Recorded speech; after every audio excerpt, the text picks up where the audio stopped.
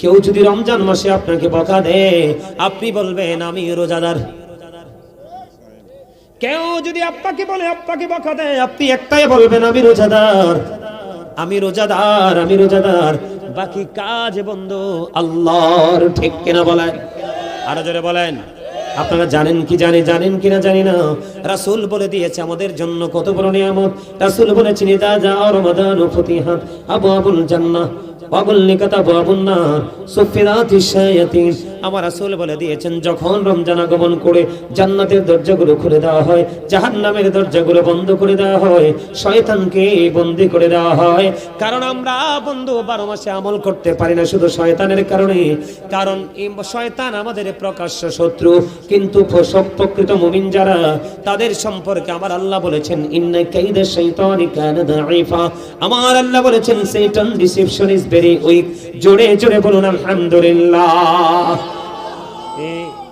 যখন রমজান আগমন করে জান্নাতের দরজা খুলে দেওয়া হয়, জাহান্নামের দরজা বন্ধ করে দেওয়া হয়, শয়তানকে বন্দী করে দেওয়া হয়।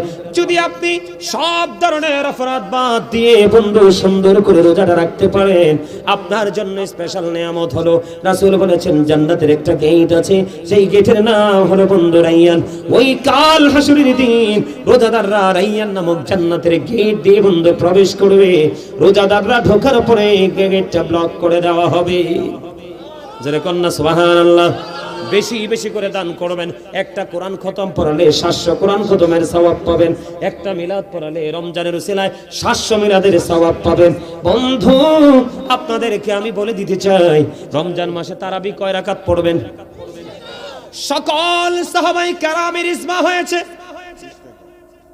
সকল সাহাবায়ে কেরামের ইজমা হয়েছে তারাবি নামাজ 20 রাকাত। কাঠমোল্লা বের হবে যুগে যুগে পৃথিবীকে ধ্বংস করার জন্য। শুধু বলবে নাই নাই নাই, বেদাত বেদাত বেদাত। এই বক্তব্য শুনবেন না, এই বক্তব্য শুনলে ধ্বংস হয়ে যাবেন। যারা বারবার বেদাত বলে তাদের 2 পকেট ভর্তি, মাথা ভর্তি বেদাত। কথা বুঝেননি আমার? এখন বেদাত বলতে বলতে মানুষগুলোকে আমল থেকে দূরে সরিয়ে দিয়েছে। দেখবেন এই কাঠমোল্লারা কেউ বলে 12 রাকাত, কেউ বলে 8 রাকাত। সাহাবায়ে কেরাম এত দামি, সাহাবায়ে কেরামের ঘোড়ার খুরার নিচের 3 আঙ্গুলের 1 চিমটি মাটি যদি বন্ধু একটা পাল্লায় তোলা হয়, ওই গাউসে পাক থেকে ধরে কিয়ামত পর্যন্ত যত আল্লাহর ওলি পৃথিবীতে সৃষ্টি হবে, সকল আল্লাহর ওলিকে যদি একটা পাল্লায় তুলে দেওয়া হয়, সাহাবায়ে কেরামের ঘোড়ার খুরার নিচের 3 আঙ্গুলের 1 চিমটি মাটির ওজন ভারী হয়ে যাবে। কারণ সাহাবীরা চর্মচক্ষু দ্বারা নবীকে দেখেছে, অন্তর দ্বারা বন্ধ নবীজির প্রতি বিশ্বাস শ্রদ্ধা করেছে, নিজের জান মাল সব নবীজির জন্য কুরবানি করে দিয়েছে। ওই সাহাবায়ে কেরাম যদি 20 রাকাত বন্ধু তারাবি পড়তে পারে, তাহলে আপনার আমার পড়ার দরকার আছে না নাই? আরো জোরে বলেন। আহলে সুন্নাত ওয়াল জামাত নবীকে ফলো করবে সাহাবায়ে কেরামের মধ্যে, ঠিক কিনা? সাহাবায়ে কেরামের মাধ্যমে। আর তাবিঈরা ফলো করেছেন কি সাহাবায়ে কেরামদের মাধ্যমে, ঠিক কিনা বলেন? এমনি করে করে করে করে আজ পর্যন্ত আমাদের কাছে ইসলাম এসেছে বন্ধু। আমি আপনাদেরকে বলি, কেউ বেদাত বললে আপনারা কি করবেন না, ক্ষান্ত হবেন না। আমার দিকে তাকান, বিরক্ত হননি? এই ওয়াজটার দরকার নেই, বেশি দরকার কিনা বলেন? আমি আপনাদেরকে বলি, নরমাল যদি কোনো একটা ইবাদত রমজান মাসে করেন, একটা ফরজ আমলের সমান সওয়াব দেওয়া হবে। নরমাল যদি একটা আমল আপনি করেন, একটা ফরজ আমলের সওয়াব হবে। আর যদি আপনি একটা ফরজ আমল করেন বন্ধু, তাহলে 70টা ফরজের সওয়াব আপনার আমলনামায় দেওয়া হবে। জোরে জোরে বলুন না সুবহানাল্লাহ। এই জন্য সবাইকে বলছি, হালাল খাবার দিয়ে সাহারি করবেন, ঠিক কিনা বলেন? ইফতারিটা হালাল কিছু দিয়ে করবেন। আল্লাহ রাসূল বলেছেন তোমরা খেজুর দিয়ে ইফতারি করো, কারণ খেজুরের ভিতরে এত এনার্জি আছে এটা আপনি কল্পনা করতে পারবেন না। সেই দিকে আমি ব্যাখ্যা করব না, ওয়াজ আমার অনলাইনে করা আছে, খুঁজে বের করে শুনবেন। খেজুর দিয়ে আলোচনা ইফতার করো। আপনি যদি মনে মনে ভাবেন যে বলে হুজুর কাঁচা খেজুর তো নাই, রাসূল বলেছেন তুমি শুকনা খেজুর দিয়ে ইফতার করো। ইয়া রাসূলুল্লাহ, ইয়া হাবিবাল্লাহ, নবী গো, ও প্রাণের নবী, আমার কাছাও নাই গো, আমার শুকনা খেজুরও নাই গো নবী, আমি কি করব? আমার নবীজি বললেন তুমি সাদা পানি দিয়ে ইফতারি করো, কারণ এই দুটোর মধ্যে রোজাদারের জন্য নিয়ামত রয়েছে। এখন বেশি করে বলছি, এই বর্তমান সময়ে আমরা বাংলাদেশের মানুষ বেশি অসুস্থ, ভেজাল খাইতে খাইতে এখনকার ব্যবসায়ীরা ম্যাক্সিমামই কসাইয়ার চাইতেও জঘন্য। কথা বলেন না কেন? 3 দিন 4 দিন 5 দিন বাসি বন্ধু পচা তেল দিয়ে ভাজি খাওয়ায়। এই জন্য আমি আপনাদের সবাইকে বলবো, আমরা আমার রাসূলকে ফলো করব। খেজুর তো দাম বাড়িয়ে দিবে, আমাদের দেশের মানুষের চরিত্রটাই এমন। বলে হুজুর আমি খেজুর কিনতে পারি না, কি করব? আপনি নরমাল সাদা পানি দিয়ে আপনি ইফতারিটা করবেন, আগে পানি মুখে দিবেন। বন্ধু, তাহলে আমরা কি পাইলাম? নবীজির কাছ থেকে একটা শিক্ষা পাইলাম। তবে ইফতারিটা বন্ধু যথা সময়ে করবেন। জোরে জোরে কোন সুবহানাল্লাহ। জি, কথা কি বুঝতে পারছেন? আমার কথা বুঝতে পারছেননি? রমজানের শেষের দিকে আপনারা ইতিকাফ করবেন। কি করবেন? যেই মসজিদে জামাত হয় ওই মসজিদে বন্ধু ইতিকাফ করতে হবে। কথা কি বুঝতে পারছেন? পুরুষরা মসজিদে করবে আর নারীরা পর্দাটা নিয়ে ঘরে করবে, তাদেরকে আলাদাভাবে সার্ভিস দিবেন। আমার নবীজি যখন রমজানের শেষ 10 দিন আসতো রে, আমার নবীজি ওই মাজা মুবারকের মধ্যে শক্ত করে কাপড় বেঁধে তিনি আমল করতেন। চুরি চুরি কোন সুবহানাল্লাহ। এবার বিবিদেরকে তিনি ডেকে ডেকে দিতেন জোরে জোরে সুবহানাল্লাহ। করবেননি আপনারা? কথা বলেন না কেন? সুন্দর করে আপনারা কি উশৃঙ্খল করবেন না? গান বাদ্যযন্ত্র শুনবেন না, আয়োজন করবেন না। এই মোবাইলের মাধ্যমে কিন্তু গান বাদ্যযন্ত্র শোনা যায় কি যায় না? আমি আপনাদেরকে এই কথাটা একটু বলবো কিনা? রাসূল বলে দিয়েছেন কিয়ামতের পূর্বক্ষণে এক শ্রেণীর মানুষের চেহারা বিকৃত হয়ে যাবে, মাটির মধ্যে তাকে গ্রথিতকরণ করা হবে। ইয়া রাসূলুল্লাহ, নবী কেন গো? কারণ তাদের দোষ হলো কোনটা বন্ধু? জঘন্য দোষ। আমি আপনাদেরকে আগেই বলে দিই, দোষগুলো পড়ে বলি। রাসূল বলেছেন মাঠে পানি দিলে যেমনি ফসল তৈরি হয়, তেমনি ভাবে নোংরা মিউজিক যুক্ত করে, নোংরা শব্দ দ্বারা যেই গান বাজানো হয়, ওই গান দ্বারা মানুষের মনের ঘরে নোংরামি তৈরি হয়। বলছে কে? আল্লাহর প্রিয় হাবিব সরকারে মদিনা নবীজি বলেছেন গানের আসরে যাওয়া পাপী লোকের কাজ, কান দিয়ে মন দিয়ে গান শোনা ফাসিকদের কাজ। আর গান শোনার পরে যে বলে ও ফ্যান্টাস্টিক, অনেক বলে কে বলে না? তার মানে গান শোনার পরে সে কি পাইছে? মজা পাইছে।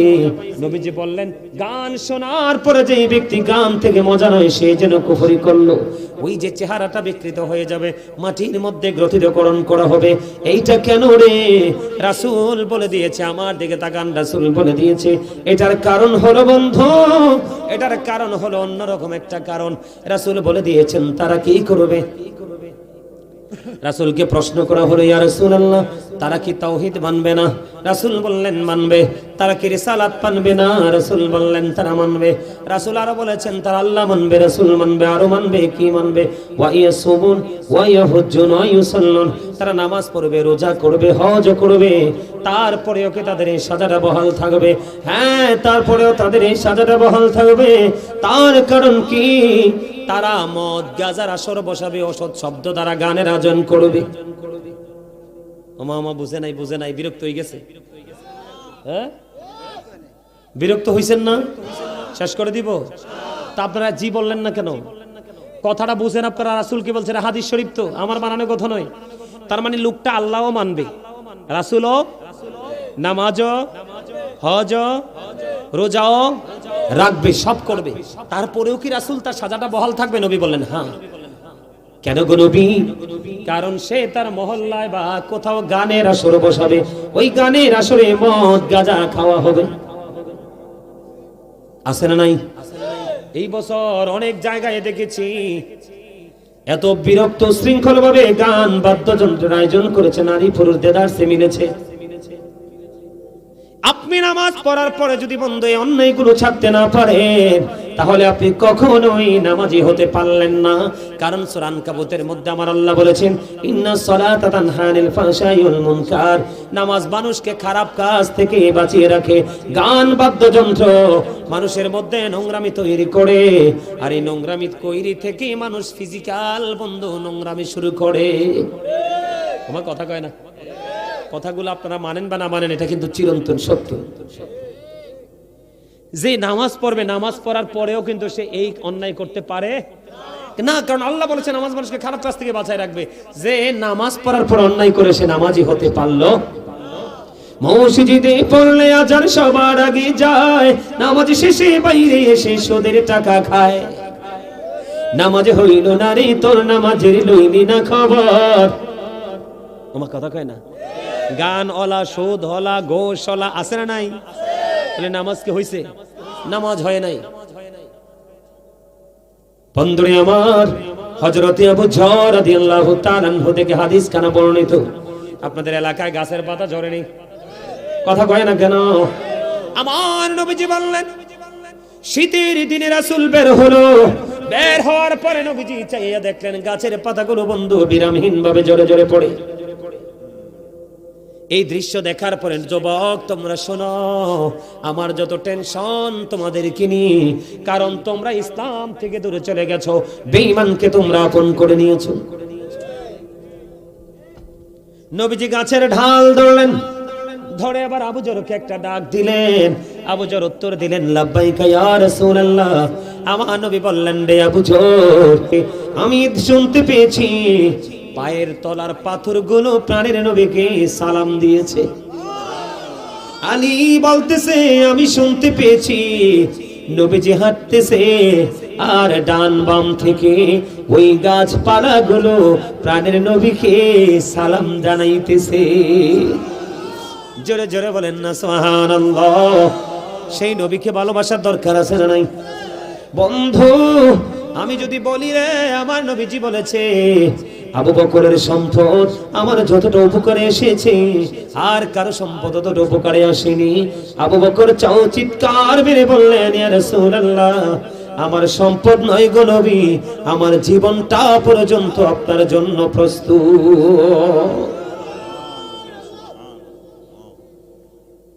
আমি আপনাদেরকে বলি বন্ধু, আমার রাসূল যখন এই পৃথিবীতে চলে গেল রে, চলে যাওয়ার পরে আখির নামক একটা গাধা নবীজির চলে যাওয়াটা সে মেনে নিতে পারলো না, কোনোভাবেই মেনে নিতে পারেনি। বন্ধু, আখির নামক একটা গাধা সে শুধু কান্দে আর বলে, কোথায় গেল রে প্রাণের নবীজি, কোথায় গেলে রে প্রাণের নবীকে আমি দেখতে পাবো? আর কি জীবনে কোনোদিন প্রাণের নবীকে দেখতে পাবো না? আখির নামক গাধাটা বলে আর কান্দে। কানতে কানতে 3 দিন 3 রাত্র পার হয়ে গেল, মতান্তরে 4 দিন 4 রাত্র পার হয়ে গেল। ওই আখির নামক গাধা কোনো খাবার খায় না, কোনো পানি খায় না বন্ধু। 3 দিন 3 রাত্র, মতান্তরে 4 দিন 4 রাত্র পড়ে নিজের জীবনটা সমুদ্রে ঝাঁপ দিয়ে দিল। আমার নবীর প্রেম এত মধুর ছিল রে।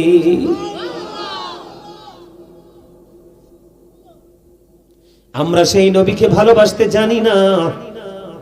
মসজিদে নববীর মধ্যে যখন মিম্বর তৈরি হলো, আমার নবীজি তার আগে উস্তনে হান্নান একটা মরা খেজুর গাছকে ধরে নবী খুতবা দিতেন।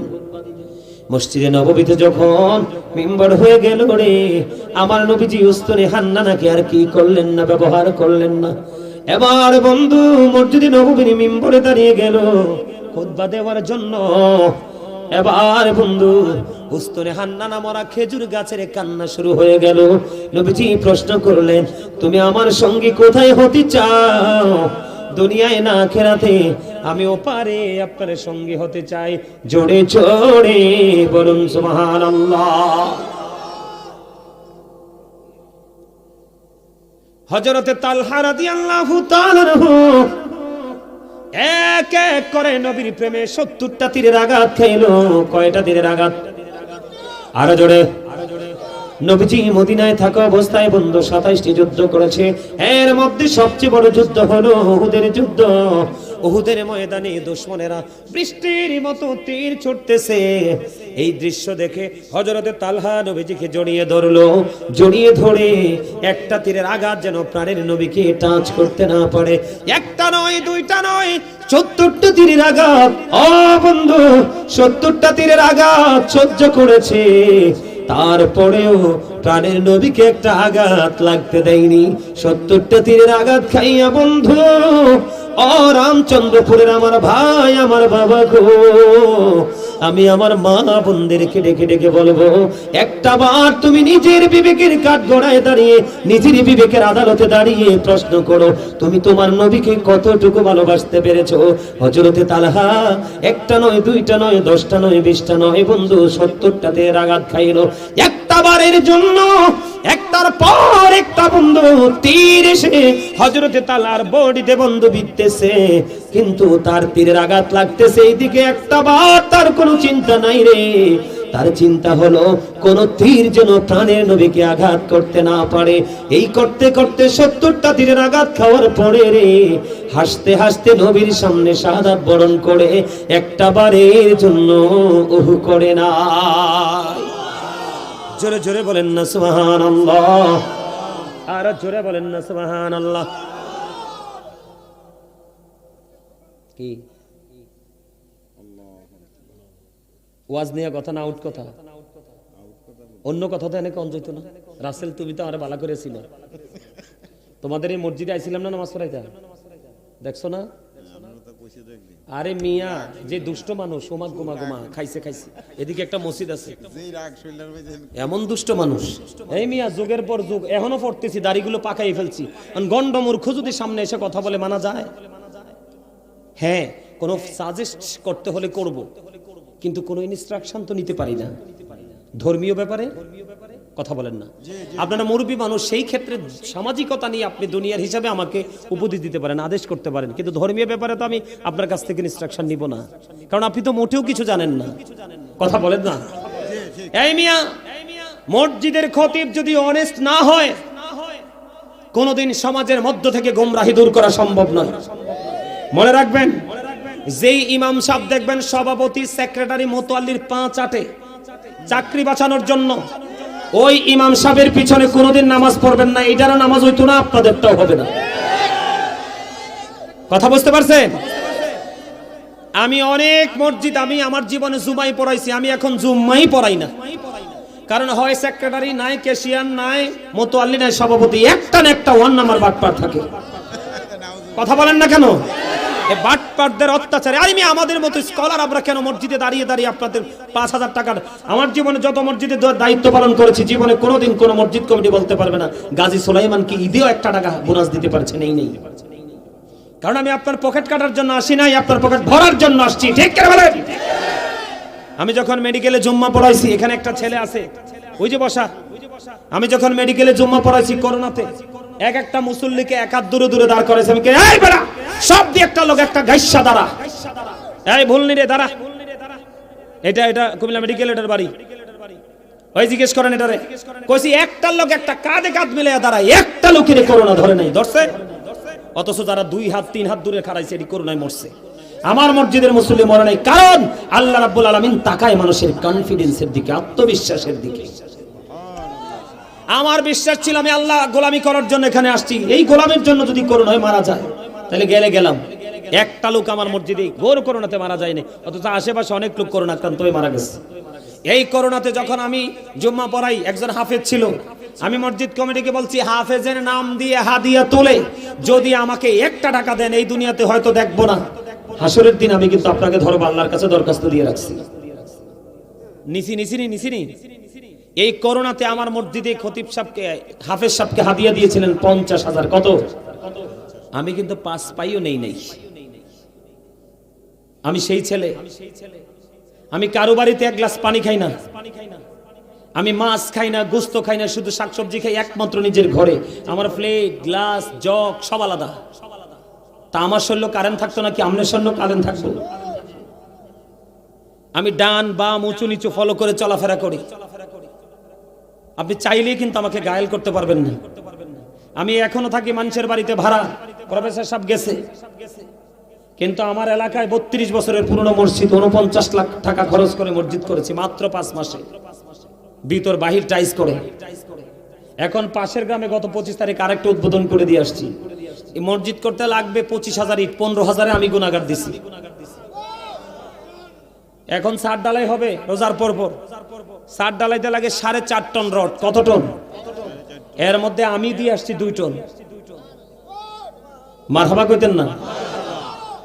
200 কত ব্যাগ জানি সিমেন্ট লাগে, আমি এবং আমার ফ্যামিলি আমার পিচ্চিগুলো মিলাইয়া আমরা মিলে মনে হয় প্রায় রড সহ মনে হয় প্রায় 100 ব্যাগের কাছাকাছি আমরাই দিয়ে আসছি। হ্যাঁ, 275 ব্যাগ। মারহাবা কইতেন না? এগুলো আপনাদেরকে শিখার জন্য বলছি। আপনি একটা অন্যায় করতেছেন, আপনি জানেন, আলেমকে বলতে দিবেন, কি করতে দিবেন? বলতে দিবেন। আজকে হয়তো আপনি আমলটা, এই অপরাধটা ছাড়তে পারেন না, কালকে আপনার মধ্যে এমন প্রভাব পড়বে, আপনি তো করবেন নাই না, অন্য করলে আপনার কাছে বিরক্ত লাগবে। এজন্য ইমাম সাহেবদেরকে বলতে দিবেন, তাদেরকে প্রতিবন্ধকতা সৃষ্টি করবেন না, একবারে উভয় ধ্বংসস্তূপে পরিণত হবেন। আমার শরীরে সব সময় 120-এর উপরে থাকে ভোল্টেজ, কি 120-এর উপরে থাকে সব সময়। এটা আমি মনে করি আল্লাহর পক্ষ থেকে দেওয়া এক নিয়ামত। আপনারা সবাইও যদি আমার বিপক্ষে চলে যান, আমি এর পক্ষেই থাকবো, কারণ আমি আপনাকে রাজি করলে তো লাভ নাই। আপনি এখন আমার পক্ষে আছেন, একটু পরে আরেকজনের চাকায় উল্টাই যাবেন।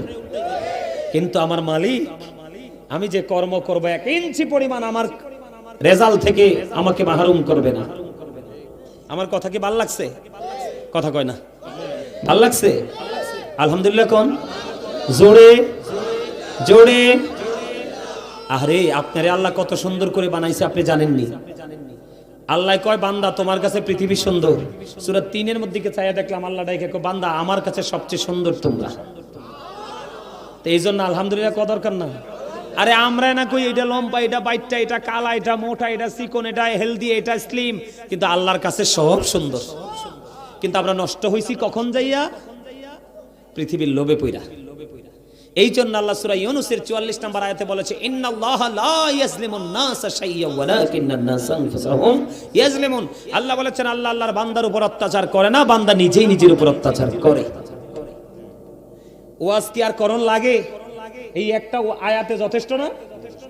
আমরা আল্লাহ কইতেছে আল্লাহ বান্দার উপর কোনো অত্যাচার করে না, বান্দা নিজে নিজের উপর অত্যাচার করে। যেমন আজকের এই মাহফিলে আপনারা যারা আসছেন তারা কিন্তু অনেক সুখী, কিন্তু যারা আসতে পারে নাই তারার বদকিসমত। তারা তাদের উপর কি করেছেন? জুলুম করেছেন। কারণ আজকে আপনাদের সবার জন্য দায়িত্ব হলো জান্নাতের বাগানে আসা। কারণ 365 রাতের মধ্যে একটা রাতের কিছু অংশ হয়, এতে কি হয়? আলেমরা এলাকাতে পাড়া দেয়, মৃত্যু ব্যক্তিরা যারা, আর তাও ওরা খুশি। কমপক্ষে 40 দিন আল্লাহ কবর আযাব বন্ধ রাখবে এই গ্রামের আলেমদের কদমের ছোঁয়ায়। এই জন্য আল্লাহ বলেছেন, আমার প্রিয় লোকেদের সাথে যুক্ত হও আর আমার জান্নাতে চলে আসো। সুবহানাল্লাহ বলেন না কেন? আর আপনারা যারা, আপনারা তারা উপকৃত হবেন, আপনারা আখিরাতের বাজার করতে পারবেন, ঠিক না বলেন? আর জানে আমি যে প্রেমটা নিয়ে ওয়াজ করতেছি, এটা কি কোনো অসুবিধা হইতাছে? আপনাদের ওয়াজ আরো আছে, তো আরো অনেক ওয়াজ করবো আজকে। প্রফেসর সাহেব আমাকে অনেক ভালোবেসে 1 বছর আগে যে দাওয়াত দিয়ে আসছে, আর কত যোগাযোগ, কত ফোন। অত্যন্ত জেন্টেল একজন মানুষ, শিক্ষা মানুষকে অনেক সফট করে দেয়। কিন্তু আমরা সব জায়গায় সফট হইতে পারি না। আমরা যদি সব জায়গায় সফট হই, তাহলে দুনিয়া নষ্ট, এমনি হয়ে যাবে। সত্যকে সত্য বলতে হবে, মিথ্যাকে কথা কয় না, হারামকে হারাম বলতে হবে, হালালকে হালাল, ঠিক না? ঠিক তাইলে হইছে হুজুর। আর পটেটো মার্কা হইলে হইতো না, কাম হইতো না। আসলে কর না, বল কথা কইছি। কারণ 73 দল তো শুধু মুসলমানেরই হইব, 72টা বিনা হিসেবে জাহান্নামে যাব, একটা মাত্র জান্নাতে যাব। ওইটার নাম হলো আহলুস সুন্নাহ ওয়াল জামাত ইজ দ্য বেস্ট পার্টি। আল্লাহ বলবে, ইউ গো টু প্যারাডাইস। আহলুস সুন্নাহ ওয়াল জামাতের অন্তর্ভুক্ত যারা পরিপূর্ণ সুন্নি হয়ে কবরে গেছো, আল্লাহ জান্নাতে যাওয়ার অর্ডার দিবে। আর যারা যেতে পারবে না, আহলুস সুন্নাহকে ফলো করতে পারবে না, আল্লাহ বলবে, you have to go to hell. Must be, তোমাদেরকে চলে যেতে হবে জাহান্নামে। আমরা কি চাই? আরে বেটা, আমরা জান্নাতও চাই না, জান্নাতও চাই না, চাই আমরা মালিককে। কথা কয় না কেন? হে রাসূল তোমায় ভালোবাসি, অন্তরে শুধুই মুখে না, জান্নাতের আশায় নয় হে রাসূল, জাহান্নাম কেউ ডরি না। ঠিক না? আরে যারা বলেন না, বন্ধুরে আমার বন্ধু ছিলাম আমি। আপনাদেরকে বলি বন্ধু, একটার পর একটা প্রেমের খবর। আমার নবীকে সাহাবায়ে কেরাম এত বেশি ভালোবাসতো বন্ধু। নবীজি যখন থুতু মুবারক ফেলে দিত রে, নবীজির থুতু মুবারক তারা ক্যাচ নিয়ে নিত করে, তারা তাদের মুখমণ্ডল দেহের মধ্যে কি করে দিত? মেসেজ করে দিত। আর এটা মেসেজ করার কারণে তাদের স্কিনটা সিল্ক হয়ে যেত। জোরে জোরে বলুন না সুবহানাল্লাহ। আমার নবীকে কেমন করে ভালোবাসবেন বন্ধু? উম্মে আইমান একজন বরকতময় দাসী, আপনার আমার প্রাণের নবীকে ভালোবেসে নবীজির প্রস্রাব মোবারক খেয়ে ফেললো। আমার নবীজির প্রস্রাব মোবারক খাওয়ার কারণে উম্মে আইমানকে নবীজি দুনিয়ায় জান্নাতের ঘোষণা দিয়ে গেছে। উহুদের ময়দানে যখন প্রাণের নবীজির দান্দার মোবারক যখন শহীদ হয়ে গেল, নবীজির মুখ মোবারক দিয়ে বন্ধ রক্ত প্রবাহিত হতে লাগলো। যখন রক্ত মোবারক প্রবাহিত হতে লাগলো, মালিক বিন সিনান দেখে সহ্য করতে পারলো না। মালিক বিন সিনান দেখে নবীজির রক্ত মোবারক চষতে শুরু করলো। এবার আমার প্রাণের নবী একটা ডাক দিয়ে বললেন, রে মালিক বিন সিনান, ও মালিক বিন সিনান, রক্ত ভক্ষণ করো না, জমিনে ফালাইয়া দাও। এই কথা বলার পরে মালিক বিন সিনান একটা ডাক দিলেন, ইয়া রাসূলুল্লাহ, ইয়া হাবিবাল্লাহ, নবী গো, ও প্রাণের নবী, আমি আমার আল্লাহর ইজ্জতের কসম করে বলছি গো, আপনার একটা ফোঁটা রক্ত আমি উহুদের জমিনে পড়তে দেব না গো নবী। এই কথা বলে বন্ধু তিনি রক্ত মোবারক চষতে শুরু করলেন। প্রাণের নবীজি রক্ত মোবারক চষতে চষতে চষতে চষতে বন্ধ শেষ রক্তের ফোঁটা যখন চষা শেষ হয়ে গেল, আমার নবীজি গোটা পৃথিবীর মুমিন মুসলমানকে জানিয়ে দিল, ও নবীর প্রেমিক, ও রামচন্দ্রপুরের বল্লাগের আমার ভাই, আমার বাবা গো, আমার মা বোনদেরকে ডেকে ডেকে বলছি গো, আমার নবীজি ওই মালিক বিন সিনান রাসূলকে ভালোবেসে ওই নবীজি রক্ত মুবারক ভক্ষণ করার কারণে আমার নবীজি গোটা পৃথিবীর মানুষকে বলে দিলেন, তোমরা যদি দুনিয়ায় কোনো জান্নাতি মানুষ দেখতে চাও তাহলে এই মালিক বিন সিনানকে দেখে নাও। শুধু নবীকে ভালোবেসে শুধু রক্ত মোবারক ভক্ষণ করার কারণে বন্ধু এখানেই শুধু ক্ষান্ত নয়, আমি আপনাদেরকে বলি নবীর সাথে প্রেম করতে হবে কেমন করে বন্ধু? উহুদের ময়দানে নবীজির যখন শুনলেন নুসেবা নবীজি শহীদ হয়ে গেছে, হযরতে নুসেবা রাদিয়াল্লাহু তাআলা আনহা শুনতে পাইলেন। এবার উহুদের ময়দানের দিকে বন্ধু দৌড়াতে শুরু করলো। দৌড়াইতে দৌড়াইতে রে উহুদের ময়দানের দিকে ছুটতে শুরু করলো। যাইতে যাইতে হঠাৎ করে খবর আসলো, রে নুসেবা, যুদ্ধের ময়দানে তোমার ভাই শহীদ হয়ে গেছে। নুসেবা দাঁড়ায় না, দৌড়াই রে কিছু দূর দৌড়ানোর পরে নুসেবার কাছে খবর আসলো, রে শহীদ হয়ে গেছে। নুসেবা দাঁড়ায় না, দৌড়ায় নুসেবা কিছু দূর যাওয়ার পরে খবর আসলো, রে নুসেবা, যুদ্ধের ময়দানে তোমার স্বামীও শহীদ হয়ে গেছে। রে বল্লাগীর মানুষ, এই তিনটা হত্যা শহীদের খবর শোনার পরেও নুসেবা বন্ধু একটা সেকেন্ডের জন্য দাঁড়ায় না। দৌড়াইতে দৌড়াইতে যাওয়ার পরে প্রাণের নবীজির সাথে দেখা হয়ে গেল। প্রাণের নবীজি একটা ডাক দিয়ে বললেন, একটা ডাক দিয়ে বললেন, প্রাণের রাসূল একটা ডাক দিয়ে বললেন, নবীজি ও নুসেবা, আজকে তো তোমার অনেক বড় ক্ষতি হয়ে গেল রে নুসেবা। এবার নুসেবা একটা ডাক দিয়ে বললেন, ইয়া রাসূলুল্লাহ, ইয়া হাবিবাল্লাহ, নবী গো, ও প্রাণের নবী, আমার ভাই, আমার বাবা, আমার স্বামী শহীদ হয়ে গেছে, আমার বিন্দু পরিমাণ কোনো দুঃখ নাই গো নবী, আমি আপনাকে পেয়েছি তো সব পেয়ে গেছি। নবীর প্রেম কি জিনিস বুঝতে পারছেন না? বিশেষ করে আজকে রামচন্দ্রপুর বল্লাগের যুবকদের উদ্দেশ্যে বলি, একটা যুবক যুবতীর জীবনে সবচেয়ে বড় আনন্দের সময় হলো বিয়ের দিন এবং ভাসর রাত। কথা বলেন না, কোন দিন?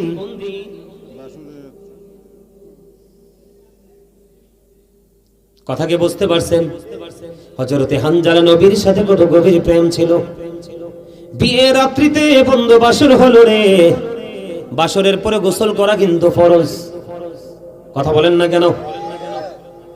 বাসর হলো, এই দিক দিয়ে উহুদের ময়দান থেকে খবর চলে আসলো, হযরতে হানজালা কিন্তু গোসল করে নাই, উন্মুক্ত তরবারি নিয়ে উহুদের ময়দানে বন্ধু চলে গেল। উহুদের ময়দানে যাইয়া যুদ্ধ করতে করতে বন্ধু নিজে শহীদ হয়ে গেল। ইন্না লিল্লাহি ওয়া ইন্না ইলাইহি রাজিউন। ওই হানজালার বিবি দৌড়ে চলে গেল, নবী গো, ও প্রাণের নবী গো। উহুদের ময়দানে স্বামীকে খুঁজলো, কোথাও স্বামীকে পায় না। নবীজি বললেন, রে ও হানজালার বিবি, আকাশের দিকে তুমি তাকাও। বন্ধু ওই আকাশের দিক থেকে হানজালার লাশ জান্নাতি খাদেমেরা উপর থেকে উহুদের ময়দানের দিকে নিয়ে আসতেছে। জোরে জোরে কন্যা সুবহানাল্লাহ। হানজালা জীবন দিয়েছে বন্ধু নবীর প্রেমে, আর বাসর করার পরে গোসল করস, পবিত্র হতে হবে, পবিত্র হয় নাই। কিন্তু নবীর প্রেমে জীবন দেওয়ার কারণে এবার হানজালার বিবি দৌড়ে চলে গেলেন, যাইয়া দেখলেন হানজালার দাড়ি বেয়ে বেয়ে ফোঁটা ফোঁটা করে বন্ধু তাজা পানি ঝরছে। ইয়া রাসূলুল্লাহ, ইয়া হাবিবাল্লাহ, নবী গো, ও প্রাণের নবী, ওই তাজা পানি ঝরছে গো নবী, আমার স্বামী তো গোসল করে নাই। আমার প্রাণের নবী যে একটা ডাক দিয়ে বললেন, রে হানজালার বিবি রে, তোমার স্বামী তো আল্লাহর প্রিয় হাবিব, হাবিবুল্লাহর প্রেমে জীবন দিয়ে দিয়েছে। এই জন্য আমার আল্লাহ আরশের নিচের পানি দিয়া জান্নাতি খাদেম দিয়ে গোসল করাইয়া পাঠাইছে। আর জোরে বলেন না সুবহানাল্লাহ। সেই নবীকে ভালোবাসার দরকার আছে না নাই? এই জন্য আমি আপনাদেরকে আজকে বলেছি, আল্লাহ বলেছেন ইমানদারদেরকে দেখে তুমি জাহান্নাম থেকে বাঁচো, তোমার পরিবারকেও জাহান্নাম থেকে বাঁচাও। আপনি বাঁচবেন এবং বাঁচাবেন, এটার জন্য সর্বপ্রথম করতে হবে আপনার রাসূলের সাথে প্রেম। আপনি সারা জীবন অন্যায় করেছেন, সারা জীবন বন্ধু অপরাধ করেছেন, কোনো টেনশন করার দরকার নাই, কোনো চিন্তা করার দরকার নাই। আপনাদের জন্য কাল থেকে পরশুদিনই বয়ে আনছে নিয়ামত। কথা বলে না কেন? কোন মাস? আরো জোরে বলেন না, কোন মাস? আমি একটা হাদিস শরীফ আমি আপনাদেরকে শোনাই। রাসূল বলেছেন, আসসালাতুল খামস ওয়াল জুমআতু ইলাল জুমআ ওয়া রমাদানু ইলা রমাদান মুকাফফিরাতুল লিমা বাইনাহুন্না ইজাতুনিবাতিল কাবাইর। রাসূল বলেছেন, পাঁচ ওয়াক্ত নামাজ যদি তুমি পড়তে পারো, এক জুমা থেকে আরেক জুমা পর্যন্ত যদি সঠিকভাবে দুই দিকের জুমা আদায় করতে পারো, ওয়া রমাদানু ইলা রমাদান, এক রমজান থেকে আরেক রমজান পর্যন্ত সঠিকভাবে যদি রোজা আদায় করতে পারো, আমার নবীজি বলেছে তুমি যদি কবিরা গুনাহ থেকে বেঁচে থাকতে পারো, তাহলে এই আমলগুলোর কারণে তোমার সকল সগীরা গুনার কাফফারা হয়ে যাবে, মোচন হয়ে যাবে। কি সব গুনাহ কবিরা গুনাহ করা যাবে না? এটা আপনার জন্য বড় সুযোগ কিনা? আরো জোরে বলেন না, আরো জোরে বলেন, সুযোগ কিনা? আপনার আমার জন্য এই রমজান মাসের মধ্যে একটা রাত আছে বন্ধু, লাইলাতুল কদরের রাত, যে রাত্রি তা হাজার মাস চাইতে উত্তম। কথা বলে না কেন? আরো জোরে কেন জানেন? কারণ আখির নবীর উম্মতের সময় খুবই অল্প, অল্প সময়ের মধ্যে তারা অনেক বেশি নেক উপার্জন করতে পারবে না।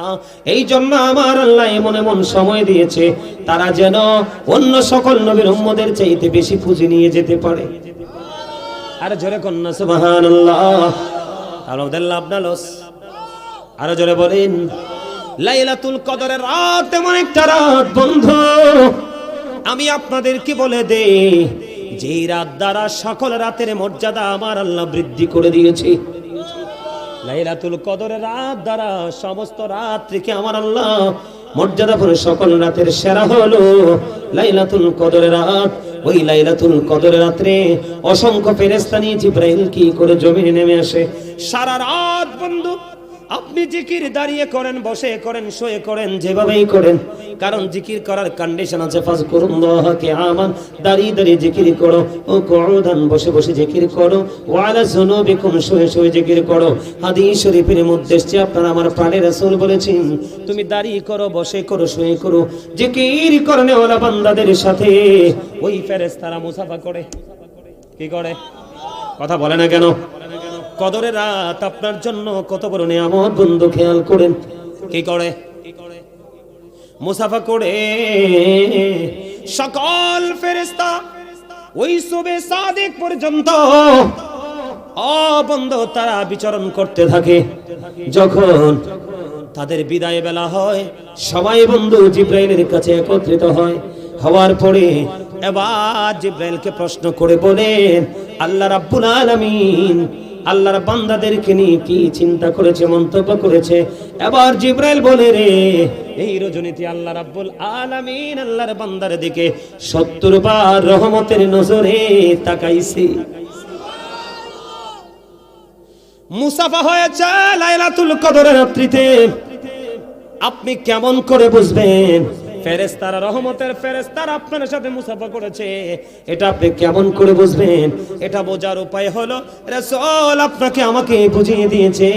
এটা বোঝার উপায় হলো যখন কোনো মানুষ লাইলাতুল কদর রাত্রিতে, মানে 26 তারিখ দিবাগত রাত্রিতে 27 তারিখে, যখন কোনো মানুষ আমল করতে করতে করতে করতে বন্ধু আল্লাহর দরবারে দুঃখ তুলে যখন দরখাস্ত করবে, দরখাস্ত মোনাজাত করার পরে যদি মনে করেন কারো চোখ দিয়ে বেয়ে বেয়ে পানি পড়তেছে, তখনই মনে করবেন রহমতের ফেরেশতাদের সাথে ওই আল্লাহর প্রিয় বান্দারা মুসাফা হয়ে গেছে। জোরে জোরে সুবহানাল্লাহ। বন্ধুরে আমার, হযরতে ওমরের পুত্র উবাইদ তিনি কি করলেন? কদরের রাত্রিতে জলযানে ভ্রমণ করতেছেন সমুদ্র, হঠাৎ করে ওনার মুখের মধ্যে একটা ফোঁটা নদীর পানি পড়লো। পানি পড়ার পরে উনি বুঝতে পারলেন যে পানিটা অত্যন্ত মিষ্টি, বেশি ভেরি সুইট। এবার তিনি চিন্তায় পড়ে গেল, বন্ধু এবার তিনি চিন্তায় পড়ে গেল, এই পানি কেন রে, আজকে রাত্রে নদীর পানি কেন মিষ্টি মনে হলো? এই কথা বলার পরে তিনি ধীরে ধীরে ধীরে ধীরে বন্ধু কুলে চলে গেলেন, ওই সমুদ্রের পারে চলে গেলেন। সমুদ্রের পারে যাওয়ার পরে বন্ধু চাইয়া দেখলেন গাছপালাগুলো পর্যন্ত সেজদায় পড়ে আছে। কেন রে আজকে নদীর পানি আমার মুখে মিষ্টি মনে হলো, এবং কেন রে গাছপালাগুলো পর্যন্ত তারা কি করতেছে? সেজদায় পড়ে আছে। কেন রে, কেন রে? বন্ধু তল্লাশি করে দেখলেন এই সেজদায় পড়ে থাকার কারণ, পানি বন্ধু পানি মিষ্টি লাগার কারণ হলো এটা লাইলাতুল কদরের রাত, এই কারণে। কিন্তু বন্ধু মনে রাখবা, এই লাইলাতুল কদরে মা বাবার অবাধ্য সন্তানকে আল্লাহ ক্ষমা করবে না, কোন জাদুকরকে আল্লাহ ক্ষমা করবে না, কোন সুদখোরকে আল্লাহ ক্ষমা করবে না, কোন পরের হক নষ্টকারীকে আল্লাহ ক্ষমা করবে না। পরে ভয়ঙ্কর সমাজের মধ্যে দুইটা জিনিস বড় ভয়ঙ্কর রূপে রূপান্তরিত হয়েছে, একটা হলো সুদ, আর একটা হলো পিতা মাতার অবাধ্য হওয়া। ঠিক তো সবাই বলেন নাই, রাগ করছে? হ্যাঁ, আল্লাহ বলছে অবিল ওয়ালিদাইনি ইহসানা, মা বাবাকে ভালোবাসো। মরার পরেও ভালোবাসতে পারবা, জিন্দা থাকলেও ভালোবাসতে পারবা। মরার পরে ভালোবাসা হলো মা বাবার জন্য দান সৎকা করো, মিলাদ পড়ো, মসজিদে দান করো, এই মাহফিলে দান করো, মাহফিলে উপস্থিত হও। আর মরার পরে জীবিত থাকলে তো খাওয়াইবেন, পড়াইবেন, যা চাই তা দিবেন সাধ্যের মধ্যে। ঠিক কিনা বলেন? আরো জোরে। রাসূল বললেন হতভাগা সে, হতভাগা সে। কে গো নবী সেই হতভাগা? নবী বললেন যাদের পিতামাতা দুইজন আছে অথবা একজন আছে, তাদেরকে ভালোবেসে যদি জান্নাতি হতে না পারে, তার মতো হতভাগার কেউ হতে পারে না। রে বল্লাগীর যুবক, আমি তোমাদেরকে বলি রে, বাবা যদি টাকা চায় তুমি বিরক্ত হইও না, যদি উল্টা পথে খরচ করে তাহলে তুমি বাবাকে বোঝাবা। তার কারণ হলো একজন এসে নবীজিকে প্রশ্ন করলেন, ইয়া রাসূলুল্লাহ, আমার বাবা আমার সম্পত্তি নিজের মতো করে খরচ করতে চায়। এবার আমার রাসূল বললেন, তোমার সম্পত্তি না শুধু রে, তুমি নিজেও তোমার বাবার সম্পদ। যুবক ভাইরা তোমরা বুঝতে পারছো নি? কথা বলে না কেন? বুঝতে পারছো নি? আমি তোমাদেরকে বলি যুবক, আমার নবী যখন মেরাজে গেলেন, মেরাজে যাওয়ার পরে জাহান্নামের দিকে নজর দিয়ে চায়া দেখলেন এক একটা মানুষ, এক একটা পেট, এক একটা মানুষের পেট এক একটা ঘরের মতো বড় বড়। জিবরাইলকে প্রশ্ন করলেন, ভাই জিবরাইল, এই ঘরের মতো বড় বড় পেট না মানুষটা কে রে জিবরাইল? এবার জিবরাইল বললেন, ইয়া রাসূলুল্লাহ, এরা হলো দুনিয়ায় আপনার নামদারি সুদখোর উম্মত। এবার আমার রাসূল বললেন, এই বড় পেটের মধ্যে আমি নবী দেখতে পাইলাম শুধু সাপ আর বিচ্ছু দেখা যায়। জোরে জোরে কন্যা নাউযুবিল্লাহ। বন্ধু, সুদ যারা খায়, সুদ যারা দেয়, মধ্যে যারা সাহায্য করে, সবার সমান অপরাধ। রাসূল জানিয়ে দিলেন সুদের 69টা স্তম্ভ। বন্ধুরে আবার যেই ব্যক্তি সুদের মাধ্যমে 1 টাকা উপার্জন করলো, সেই যেন তার মায়ের সাথে 36 বার বন্ধু জিনা করলো। রাসূল বলেছেন, লা তুকবালু সালাতুন বিগাইরি তুহুর ওয়ালা সাদাকাতুন মিন গুলুল। পবিত্রতা ছাড়া ইবাদত কবুল হয় না, হালাল টাকা না হইলে দানও কবুল হয় না। তাহলে আপনাদেরকে আমাকে সচেতন থাকতে হবে কি হবে না? কথা বলেন না কেন?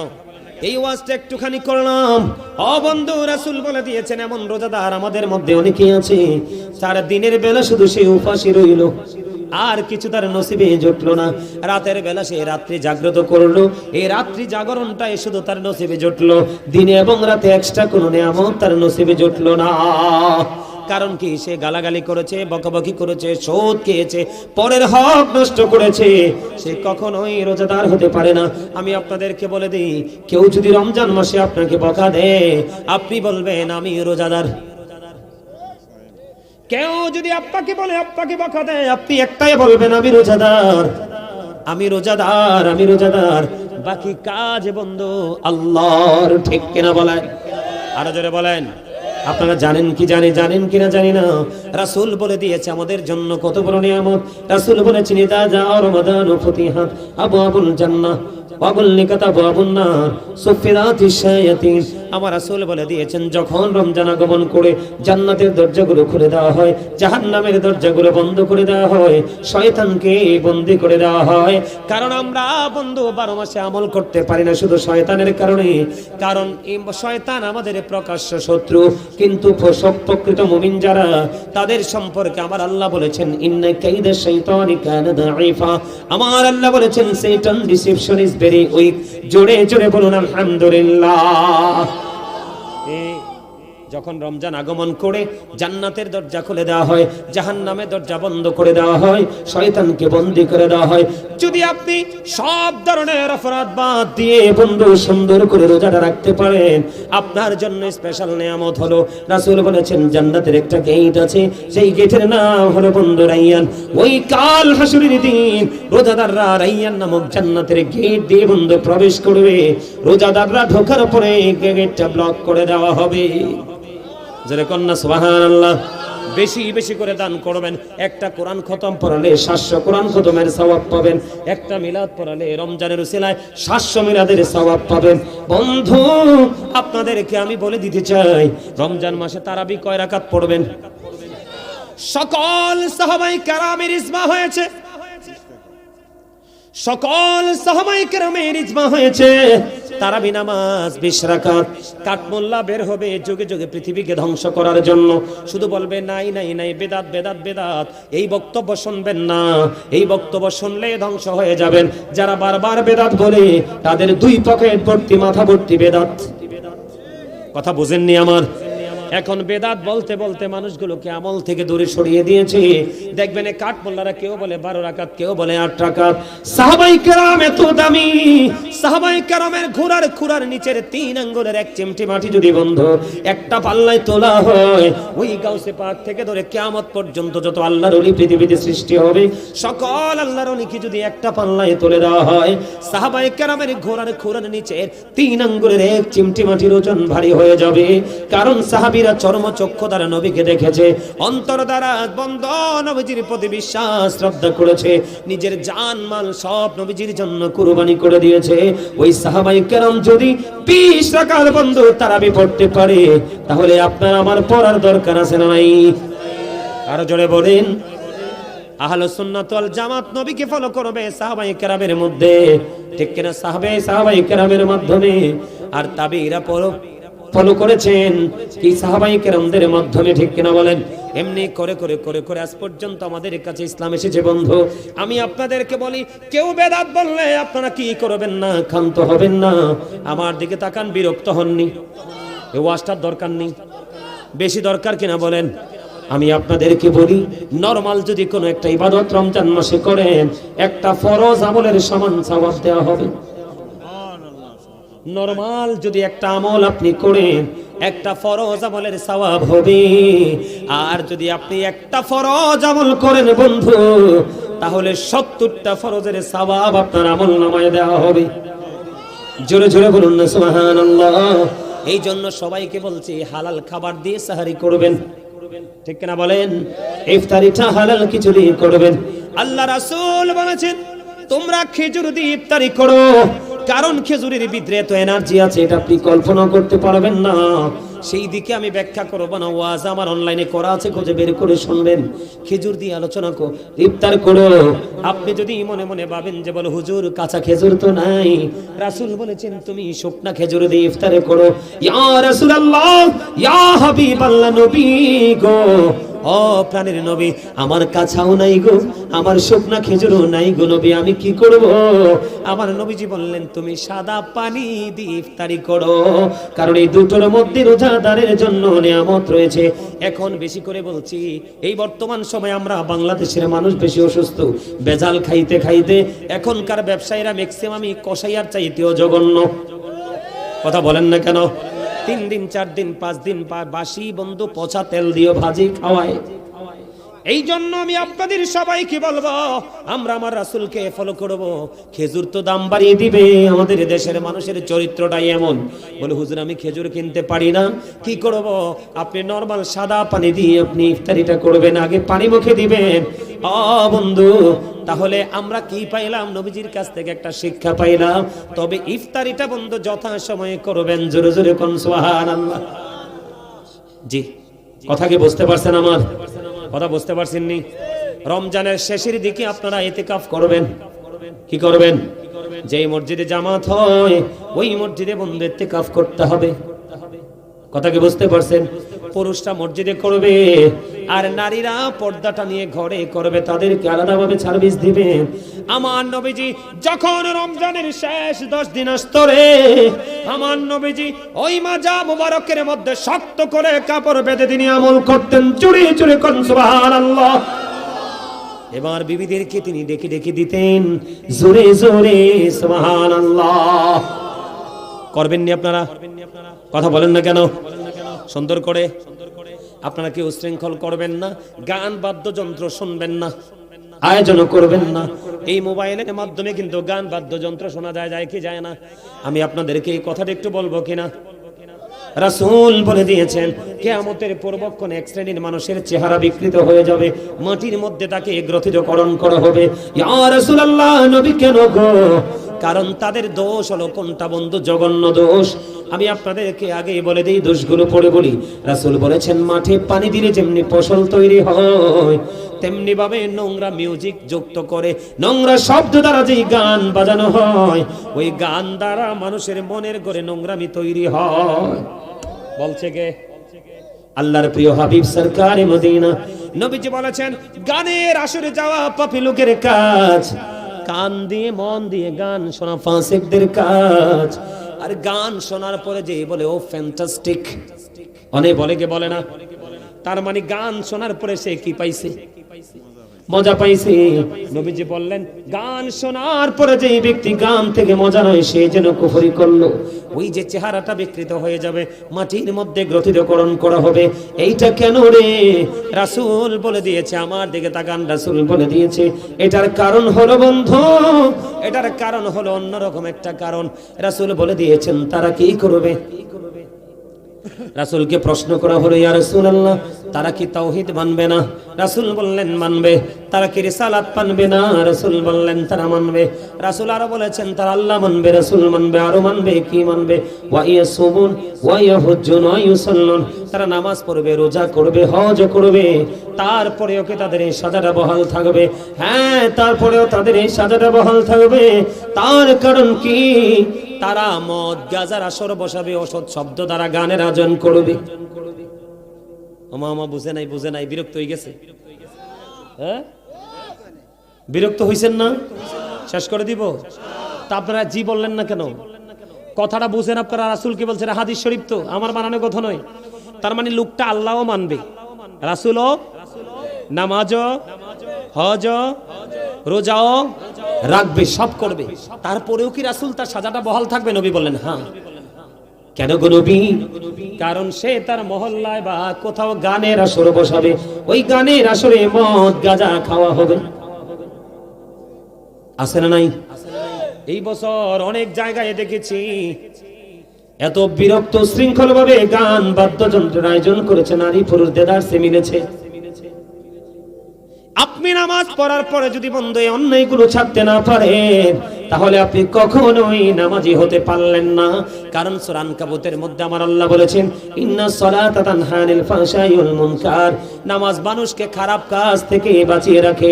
গান বাদ্যযন্ত্র মানুষের মধ্যে নোংরামি তৈরি করে, আর এই নোংরামি তৈরি থেকে মানুষ ফিজিক্যাল বন্ধু নোংরামি শুরু করে। আমার কথা কয় না? কথাগুলো আপনারা মানেন বা না মানেন, এটা কিন্তু চিরন্তন সত্য। যে নামাজ পড়বে, নামাজ পড়ার পরেও কিন্তু সে এই অন্যায় করতে পারে না, কারণ আল্লাহ বলেছে নামাজ মানুষকে খারাপ কাজ থেকে বাঁচায় রাখবে। যে নামাজ পড়ার পর অন্যায় করে সে নামাজি হতে পারলো। মসজিদে পড়লে আজান সবার আগে যায়, নামাজ শেষে বাইরে এসে সুদের টাকা খায়। নামাজ হইল না রে তোর, নামাজের লইলি না খবর। তোমার কথা কয় না? গান ওলা, সুদ ওলা, গোশ ওলা আছে না নাই? বলে নামাজ কি হইছে? নামাজ হয় নাই। বন্ধুরে আমার, হযরত আবু যর রাদিয়াল্লাহু তাআলা আনহু থেকে হাদিস কানা বর্ণিত। আপনাদের এলাকায় গাছের পাতা ঝরেনি? কথা কয় না কেন? আমার নবীজি বললেন, শীতের দিনে রাসূল বের হলো। বের হওয়ার পরে নবীজি চাইয়া দেখলেন গাছের পাতাগুলো বন্ধু বিরামহীন ভাবে ঝরে ঝরে পড়ে। এই দৃশ্য দেখার পরে, যুবক তোমরা শোনো, আমার যত টেনশন তোমাদেরকে নিয়ে, কারণ তোমরা ইসলাম থেকে দূরে চলে গেছো, বেঈমানকে তোমরা আপন করে নিয়েছো। নবীজি গাছের ঢাল ধরলেন, ধরে আবার আবু যরকে একটা ডাক দিলেন। আবু যর উত্তর দিলেন, লাব্বাইকা ইয়া রাসূলুল্লাহ। আমার নবী বললেন, রে আবু যর, তুমি চাইয়া দেখো শীতের কারণে গাছের পাতাগুলো যেমনি বিরামহীন ভাবে জোরে জোরে পড়ছে, ঠিক তেমনি ভাবে আল্লাহর কোন বান্দা যখন নামাজের মাধ্যমে আল্লাহর কুদরতি কদমে সিজদা লাগাইয়া দিয়ে নামাজ পড়বে, ওই শীতের দিনের গাছের পাতার মতো তার জীবনের সবগুলো গুনাহ ঝরে পড়ে যাবে। এটাও নবীজির হাদিস, ওইটাও নবীজির হাদিস। কথা কন না কেন? তার মানে হলো, নামাজ যদি তুমি নামাজের মতো পড়তে পারো, নোংরামি কখনোই তোমার কাছে প্রিয় হবে না। আর নোংরামি যদি তোমার কাছে প্রিয় হয়ে যায়, তাহলে কখনোই আমল তোমার কাছে প্রিয় হতে পারে না। কারণ ইমানদার আর মুনাফিক কখনো এক হতে পারে না। কথা বলেন না কেন? ভালো মানুষ এবং খারাপ মানুষ কখনো এক হতে পারে না। আমার কথা কন না, বুঝেন না? আমার কথা বুঝতে পারছেন? আরে জোরে। এখন টিভি খুললে দেখা যায় অনেক নোংরামির খবর। আমরা যদি সত্যিকারের নামাজি হতাম, আল্লাহ ওয়ালা হতাম, তাহলে কি নোংরামির খবর আমরা পাইতাম?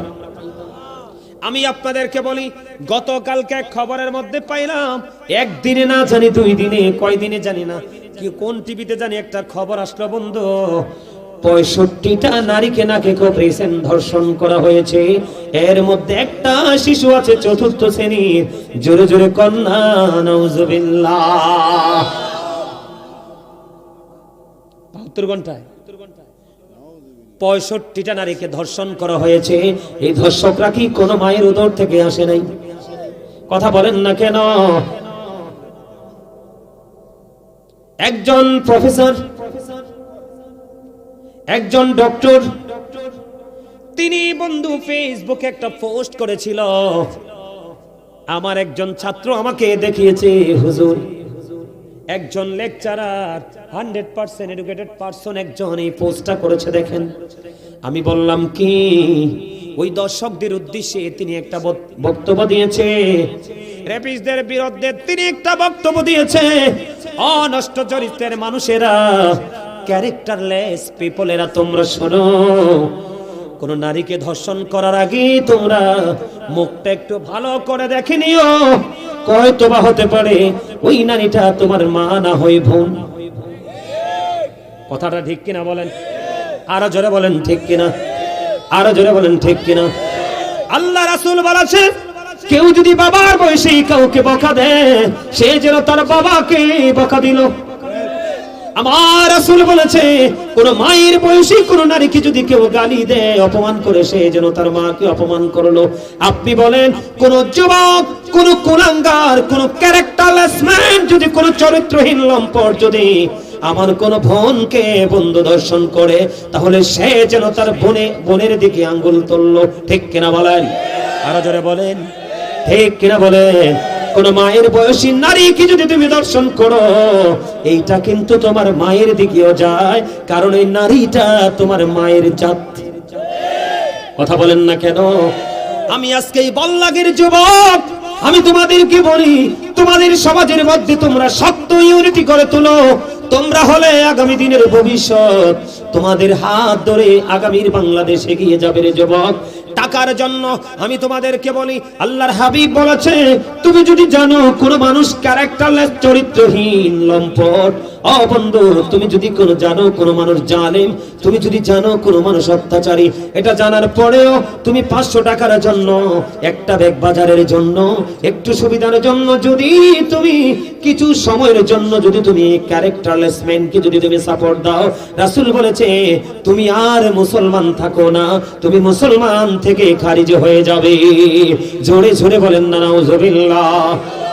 আমি আপনাদেরকে বলি, আজকের বাংলাদেশে যে রেপিস্টটা প্রকাশিত হয়েছে, বন্ধু, চরিত্রহীন লম্পটেরা প্রকাশিত হয়েছে, তাদের কেউ না কেউ লিড দিচ্ছে। ওমা কথা বলেন না কেন? কেউ না কেউ তাদেরকে মদত দিচ্ছে। মনে রাখবেন, চুরি করার পরে মাল যদি লুকানোর জায়গা না থাকে, চোর চুরি করবে না। তার মানে অন্যায় করার পরে যদি প্রশ্রয় না পায়, সে কোনোদিন অপরাধ করবে না। আমার কথা ঠিক আছে নি? এই জন্য আমি আপনাদেরকে বলি, কোন মানুষকে বন্ধু হত্যা করা যাবে না, কিন্তু ধর্ষণ যারা করে, জিনা যারা করে, তাদেরকে হত্যা করা যাবে। কোন মানুষকে খুন করার বৈধতা নাই। আমরা মুসলিম কান্ট্রিতে বসবাস করি, ঠিক কিনা বলেন? আমার নবী বলেছে, এই দেশে কোন বেঈমানকেও যদি হত্যা করা হয়, সেই জন্য গোটা জাতিকে হত্যা করলো। তাহলে খুনটা অত্যন্ত সেনসিটিভ একটা বিষয়, ঠিক কিনা? রাসূল বলেছে হত্যা করা যায় না, কিন্তু বন্ধু জিনা করনেওয়ালা, অসভ্য চরিত্রহীন লম্পটদেরকে হত্যা করা যাবে। কিন্তু আমাদের বাংলাদেশের আইনের খবর আমি জানি না, কেমন করে ধর্ষকরা জামিনে ছাড়া পায়। লজ্জা লাগে বন্ধু এগুলো শুনলে। আপনি মনে করেন না ঢাকায় হইছে, কুমিল্লা হইতে দেরি নাই। আমাদের কুমিল্লায় তনু হত্যা হয়েছে কিনা? ক্যান্টনমেন্ট এলাকায় তার চুলগুলো পর্যন্ত দর্শকরা ছিঁড়ে ছিঁড়ে তুলে নিয়েছে। এত নিষ্ঠুর কেমন করে হয়? ও বন্ধু, ফেনী সোনাগাজীতে নুসরাতরে কেমন নির্মম ভাবে বন্ধু চলছে দিয়েছে ওই ধর্ষকেরা। এটা হোক টিচার, হোক ডাক্তার, হোক এমপি, হোক মন্ত্রী, সবাই সম্মিলিতভাবে ধর্ষককে বন্ধু প্রতিরোধ করতে হবে, অন্যথায় ওই ব্যক্তির মতো হবে আপনার আমার অবস্থা। আমার আল্লাহ জিব্রাইলকে বললেন, জিব্রাইল যাও যাও, অমুক অমুক শহর উল্টে দাও, ধ্বংস করে দাও। জিব্রাইল আল্লাহর অর্ডার নিয়ে চলে গেলেন। যাওয়ার পরে দেখলেন এখানে এমন একজন আল্লাহওয়ালা লোক, যিনি এক মুহূর্তের জন্য আল্লাহর নাফরমানি করে নাই। জিব্রাইল ওখানে গিয়ে ডাক দিলেন, আল্লাহ গো, এখানে তোমার এমন একজন প্রিয় বান্দা আমি পেয়েছি গো, সে জীবন একটা মুহূর্তের জন্য কে করে নাই, তোমার নাফরমানি করে নাই, আমি কি তাকে সহ হত্যা করে দিব? আমার আল্লাহ বললেন, হ্যাঁ, তাকে তো ধ্বংস করে যাও। আল্লাহ, কেন গো? ও মালিক, সে তো তোমার গোলাম। আমার